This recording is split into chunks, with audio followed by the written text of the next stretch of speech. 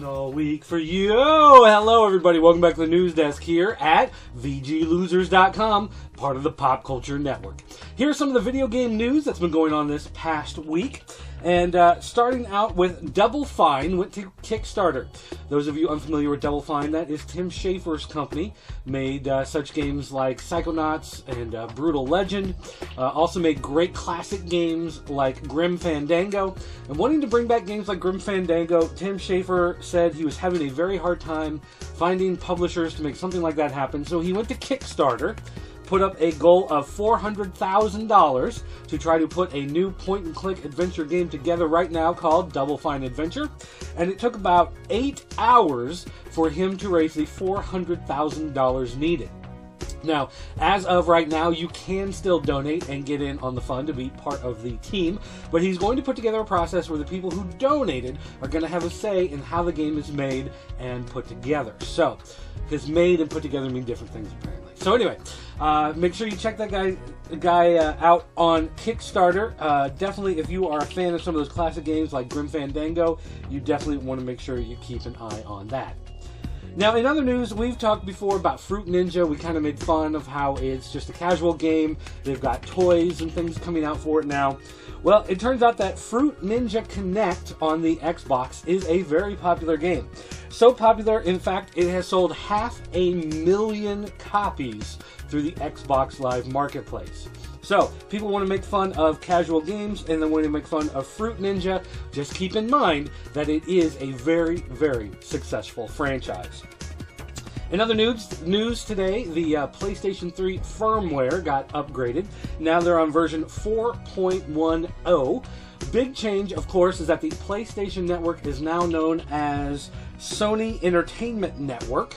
They are pulling away from the PlayStation name and trying to go with a more corporate name of Sony, trying to get you more interested in Sony as a whole and not just the PlayStation brand.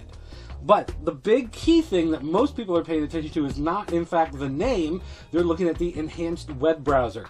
The web browser has finally been updated to a somewhat useful state. Now, you can use it on popculturenetwork.com, and everything lays out correctly now. Everything actually looks fine. Some of our videos still won't play because they are using the HTML5 specifications, and of course, this is not running HTML5. But some of the other videos that we've connected to, like that run through YouTube and things like that, those work fine. You can go to YouTube, everything runs fine. You can listen to our podcasts that run through Podbean. Those will come up and play fine. You can use the message board.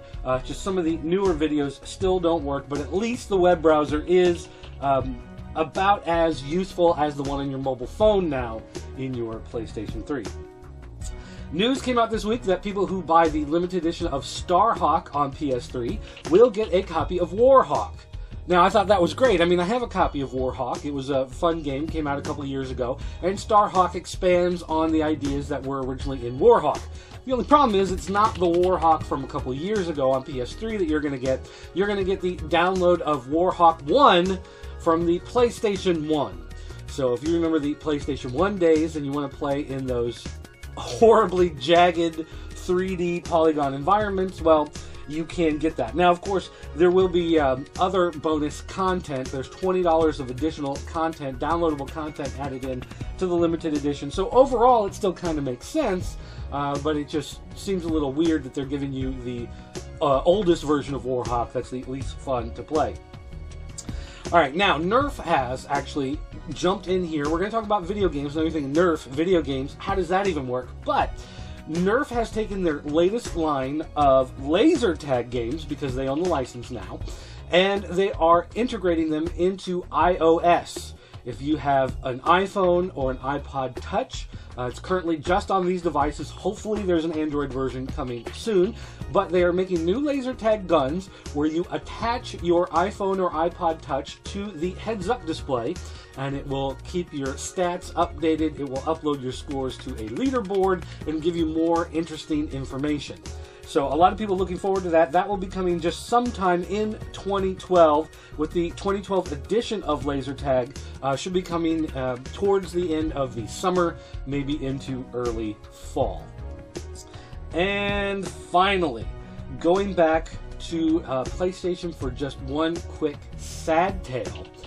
As it turns out, there had been early rumors that PlayStation Vita would allow you to somehow transform your UMD movies into digital downloads for the Vita, since the Vita does not have a UMD drive. Basically, the way it worked is you downloaded an app to your old PSP, you would pop in your UMD, it would upload some sort of information to your Sony Entertainment Network account, formerly PSN, and it would unlock your ability to download that to your Vita, and therefore you'd be able to continue playing your games on your new system.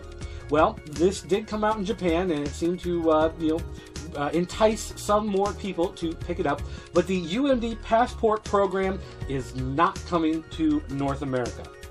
Basically, they've just said that Vita is not really designed in the United States for that type of collector's market, and so therefore they are not going to be doing any sort of unlocking of old UMD content for the Vita for new users. They want you to just basically go out and buy it again. And hey, I mean, they're a company, they're trying to make a profit, so it makes sense for them, but yeah, kind of hurts for the rest of us. It was one of those things I was kind of looking forward to that was swinging me towards the idea of Vita. Now it's one of those things kind of swinging me away. Alright guys, don't forget, if you want to leave us a voicemail, you can do that by calling our voicemail line. It's area code 217-953-4025. You can send me an email, dirt@popculturenetwork.com. Follow me on Twitter, PCN_dirt. And don't forget that the last day of this month, February 29th, is in fact Tron Day! So make sure you go online. You can talk about Tron, you can talk about Cybertron, you can talk about Megatron, you can talk about the new Tron dance, you can talk about Genghis Tron, you can talk about Voltron, you can talk about anything that has the word Tron in it. Just make sure you hashtag it Tron Day. And there are a couple posts out there already. Make sure you take a look and see what's going on with Tron Day.